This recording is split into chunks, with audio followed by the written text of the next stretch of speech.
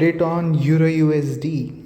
So as we have seen this month, price has dipped into this fair value gap on monthly, and after that we have seen this reaction. And going on to the lower time frame and see what's next possible high probability setup. So we can see the last impulse price made was after this pullback into this fair value gap, grabbing some liquidity under the previous lows, and that's why we are seeing some pullbacks again.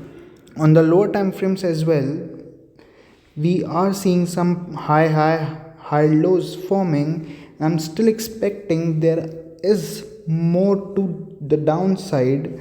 There are more high probability setups which we might see in upcoming days and weeks. So I'm still expecting either from the same level or above these highs. This is the extreme supply of this last leg. So I'm expecting from these current levels or higher. I'm expecting another down move to come sooner or later.